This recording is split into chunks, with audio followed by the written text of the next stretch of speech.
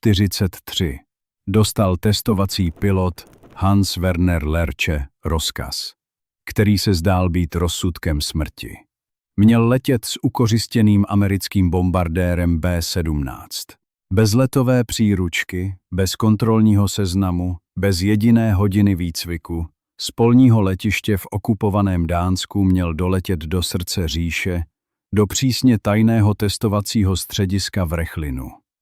Pro piloty Luftwaffe byl B-17 mýtus, létající pevnost, bestie, která chrlila olovo ze všech směrů. Útočit na její formaci bylo, slovy jednoho pilota, jako snažit se milovat s hořícím dikobrazem. V kokpitech stíhaček se piloti topili v červených stopovkách dřív, než se vůbec dostali na dostřel. Přesto velení Luftwaffe trvalo na svém.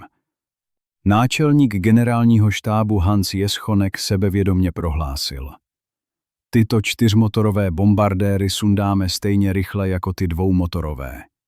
Ale piloti v první linii věděli své. A teď si představte tu situaci. Stojíte před letadlem nepřítele, strojem, jehož posádky den co den proměňují vaše města v ruiny, a vaším úkolem je sednout do něj a letět. Hans Werner Lerche nebyl žádný nováček. Byl jedním z nejlepších. Ale i pro něj byl pohled na Miss Nonalé 2, jak se tento konkrétní B-17 jmenoval, znepokojivý. Věděl, že Německo ukořistilo přibližně 40 těchto letadel, ale jen asi 12 z nich se podařilo uvést do letuschopného stavu. Byly klíčové. Sloužily k odhalování slabin a k výcviku pilotů ve speciální jednotce známé jako Circus Rosarius. Některé dokonce létaly na tajné mise v barvách Luftwaffe, přetřené německými znaky a žlutou spodní částí, pod falešným označením Dornier do 200. Tohle je ta část příběhu, o které se oficiální záznamy příliš nezmiňují. Lerche obešel masivní trup a prohlížel si nesčetná střeliště. Chladně, metodicky. Jeho úkolem nebylo obdivovat. Jeho úkolem bylo najít slabinu. Zjistit, jak tuto věc zabít. Pomalu vystoupal po žebříku a usedl do pilotního sedadla.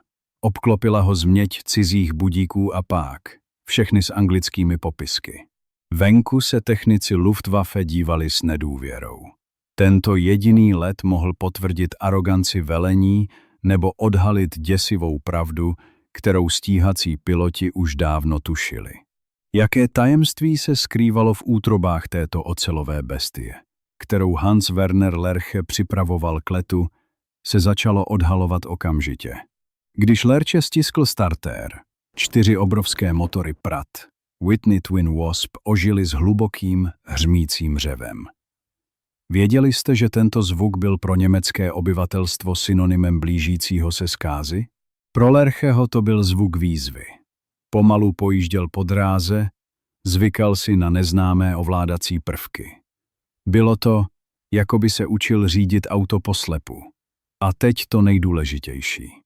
Podle jeho slov bylo mnohem důležitější, že se s letadlem snadno létalo a přistávalo. Co to znamenalo pro Luftwaffe, když jejich nepřítel mohl tak snadno ovládat takovou zbraň?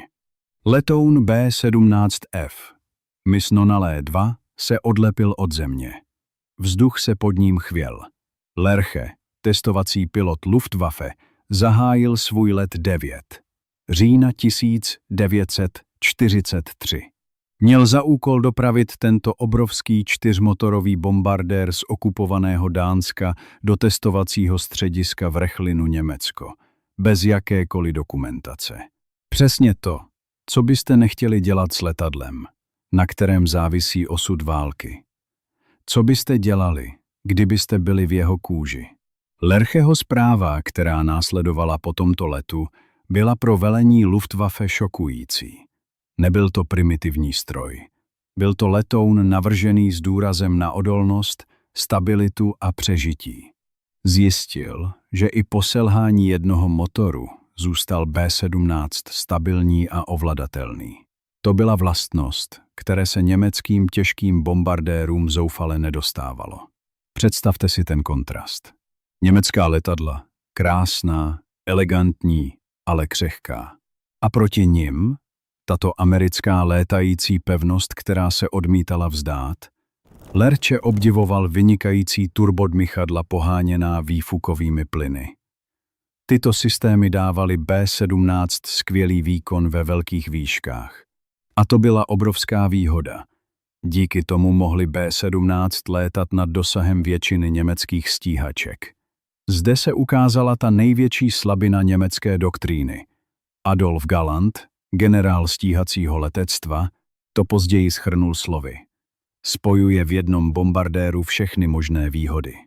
Za prvé těžké pancéřování, za druhé obrovskou výšku, za třetí kolosální obrannou výzbroj a za čtvrté vysokou rychlost. Bylo to jako bojovat s rytířem v plné zbroji, když vy máte jen dýku. Ale kdo by to čekal, že? Erhard Milch, generální polní maršál Luftwaffe, vyjádřil své obavy už v březnu 1943. Pro naše velká města to nevypadá růžově, řekl. Jeho slova byla temným proroctvím. Zatímco Hans Jeschonek, náčelník generálního štábu, se domníval, že B-17 sundáme stejně rychle jako ty dvoumotorové. Realita na nebi byla krutější. Němečtí stíhací piloti věděli, že útok na formaci B-17 je jako boj s pulkem, stádem, které se brání všemi svými zbraněmi. Karl Boris, pilot Luftwaffe, popsal kokpity stíhačů jako obklopené červenými stopovkami, rojícími se jako vosy. Dlouho předtím, než mohli vůbec účinně zahájit palbu. Přibližně 40 letounů B-17 bylo ukořistěno a asi 12 z nich bylo uvedeno do letuschopného stavu. Tyto stroje sloužily nejen k testování, ale i k výcviku německých stíhačů. Jednotka známá jako Circus Rosarius, vedená Theodorem Rosariusem, předváděla ukořistěná letadla stíhacím jednotkám. Učili německé piloty, jak se bránit proti této létající pevnosti. Učili je, jak se vyhnout tomu dešti olova. A co je nejpřekvapivější, některé z těchto B-17 byly dokonce zařazeny do speciální jednotky Kampfgeschwader 200, oficiálně zřízené 20. Února 1944. Létali s německými označeními žlutě natřenou spodní částí a pod falešným jménem Dornier do 200. Proč by Němci používali letadla svého nepřítele? To je otázka, která se skrývá v mlze válečných tajemství. Jaké mise asi plnily tyto falešné B-17 hluboko za nepřátelskou linií? Se skrývalo hluboko v útrobách jednotky Kampfgeschwader 200, zřízené 20. února 1944. Představte si to. Válka zuří. Vaše města se hroutí pod bombami.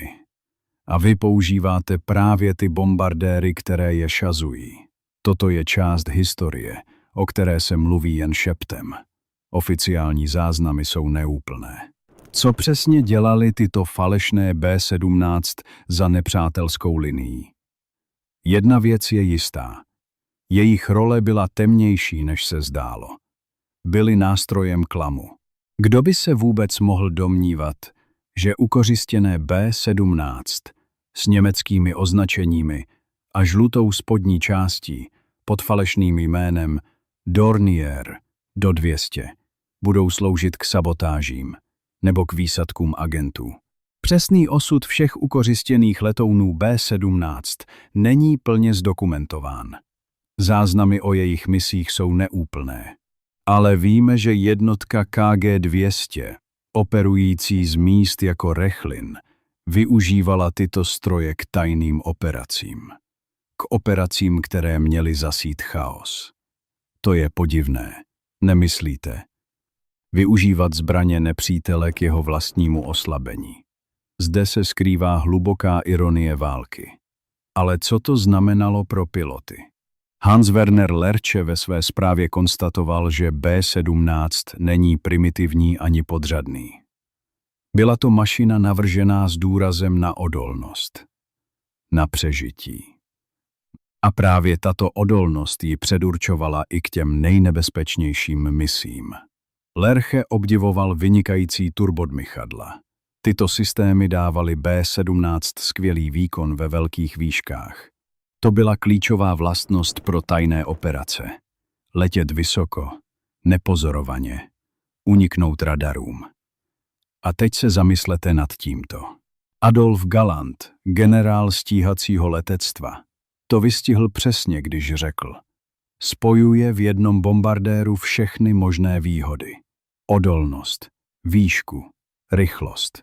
To všechno byly vlastnosti, které by si i Luftwaffe přála pro své vlastní stroje, ale neměla je. A tak musela sáhnout po tom, co ukořistila. Přibližně 40 letounů B-17 bylo ukořistěno. Zhruba 12 z nich bylo uvedeno do letu schopného stavu. A co se s nimi stalo dál? Někteří tvrdí, že se používali k výcviku, jiní, že k testování. Ale existence jednotky KG-200 naznačuje něco mnohem zlověstnějšího. Byla to hra na kočku a myš. Používat letadla, která vypadala jako nepřátelská, ale uvnitř byla plná německých agentů. To je děsivá představa. Erhard Milch, generální polní maršál Luftwaffe, vyjádřil své obavy už v březnu 1943. Pro naše velká města to nevypadá růžově. A měl pravdu. Ale co by řekl na to, že jeho vlastní vzdušné síly používaly tyto létající pevnosti k vlastním temným účelům? To je otázka, která zůstává nezodpovězena. Hans Jeschonek, náčelník generálního štábu, zpočátku potenciál B-17 podceňoval. Tyto čtyřmotorové bombardéry sundáme stejně rychle jako ty dvoumotorové, prohlásil. To byla arogance. A drahá chyba. Realita byla jiná. B-17 se ukázaly být tvrdým oříškem. A tak se z nich stali učitelé. Jednotka Circus Rosarius, vedená Theodorem Rosariusem, předváděla ukořistěná letadla stíhacím jednotkám. Učili německé piloty, jak se bránit, jak přežít, jak se vyhnout červeným stopovkám rojícím se jako vosy, jak popsal Karl Boris. Ale co ty tajné mise? Co ty lety hluboko nad nepřátelským územím? Co ty operace, jejichž detaily zůstaly pohřbeny v archivech války? Tyto stroje, kdysi symbol spojenecké síly, se staly tichými stíny, strašáky ve vlastní hře. Jaký vliv to mělo na morálku?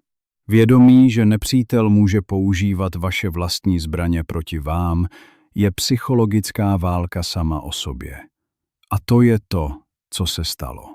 B-17 se staly součástí německého arzenálu. Ne k bombardování, ale k něčemu mnohem záludnějšímu.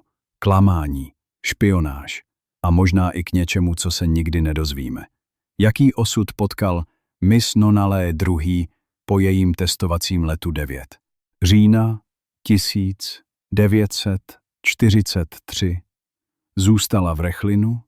Nebo se i ona stala tichým agentem v boji, který Německo už prohrávalo? Října 1943 se osud Miss Nonalé II. Stal součástí širšího, temnějšího příběhu. Co se stalo s tímto strojem, který Hans Werner Lerche tak mistrně ovládl? Některé z těchto ukořistěných B-17 s německými označeními a žlutou spodní částí pod falešným jménem Dornier do 200 byly zařazeny do speciální jednotky Kampfgeschwader 200, oficiálně zřízené 20. února 1944. Co si myslíte, že s nimi dělali? Byly používány k operacím, které se dodnes skrývají v mlze válečných tajemství. Představte si to. Letoun, který ještě před pár týdny schazoval bomby na vaše města, teď v barvách nepřítele létá na tajné mise. Využívat zbraně nepřítele k jeho vlastnímu oslabení, to je hluboká ironie války. Ale víte, jaký dopad to mělo na ty, kteří je pilotovali? Hans Werner Lerche si všímal detailů. Jeho zpráva zdůrazňovala odolnost B-17, její schopnost přežít. To byly vlastnosti, které se pro speciální operace hodily. Letět vysoko, nepozorovaně, uniknout radarům. To byla klíčová výhoda. Ale za jakou cenu? Přibližně 40 letounů B-17 bylo ukořistěno. Zhruba 12 z nich bylo uvedeno do letuschopného stavu. Tyto stroje se staly tichými stíny na obloze. Sloužily k výcviku německých stíhačů v jednotce Circus Rosarius, vedené Theodorem Rosariusem. Karl Boris popsal kokpity stíhačů jako obklopené červenými stopovkami, rojícími se jako vosy. Ale co ty tajné mise? Co ty lety hluboko nad nepřátelským územím? Tyto operace, jejichž detaily zůstaly pohřbeny v archivech války, naznačují něco mnohem zlověstnějšího. Byla to hra na kočku a myš. Používat letadla, která vypadala jako nepřátelská, ale uvnitř byla plná německých agentů. To je děsivá představa. Erhard Milch už v březnu 1943 vyjádřil své obavy: pro naše velká města to nevypadá růžově. A měl pravdu. Ale co by řekl na to, že jeho vlastní vzdušné síly používaly tyto létající pevnosti k vlastním temným účelům? To je otázka, která zůstává nezodpovězena. Hans Jeschonek, náčelník generálního štábu, se domníval, že B-17 sundáme stejně rychle jako ty dvoumotorové. To byla arogance a drahá chyba. Realita byla jiná. B-17 se ukázaly být tvrdým oříškem. A tak se z nich stali učitelé, ale i zrádci. Co asi cítil německý pilot, když seděl v kokpitu B-17, letounu, který nesl symboly nepřítele? Musel to být zvláštní druh schizofrenie. Létat se strojem, který byl symbolem zkázy pro vaši zemi, ale zároveň ho používat k vyšším cílům.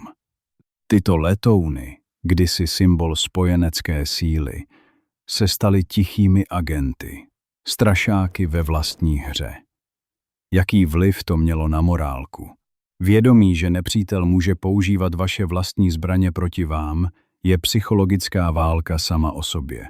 A to se stalo. B-17 se staly součástí německého arzenálu. Ne k bombardování, ale k něčemu mnohem záludnějšímu. Klamání, špionáž a možná i k něčemu, co se nikdy nedozvíme. Přesný osud všech ukořistěných letounů B-17 není plně zdokumentován. Záznamy o jejich misích jsou neúplné. Některé byly možná zničeny při náletech, jako ten na Peenemunde, kde zahynul Walter Thiel. Jiné se mohly zřítit při tajných misích. Ale co kdyby se některé z nich dožily konce války? Co kdyby se vrátili k původním majitelům, kteří by nikdy nepoznali, k čemu byly zneužity? To je otázka, která zůstává viset ve vzduchu. A která vás nutí přemýšlet. Jakou cenu má pravda, když je pohřbena pod nánosem válečných tajemství? Je nevyčíslitelná. Ale některé pravdy nejsou pohřbené. Jsou pečlivě sepsány, uzamčeny v archivech a čekají, až si je někdo přečte. A přesně to se stalo se zprávou Hanse Wernera Lercheho. Jeho analýza B-17 nebyla jen technickým popisem. Byla to pitva nepřátelské mysli. Lerche neviděl jen nýty a plechy. Viděl filozofii. A právě to bylo pro velení Luftwaffe nejvíce znepokojující. Ne síla motorů, ne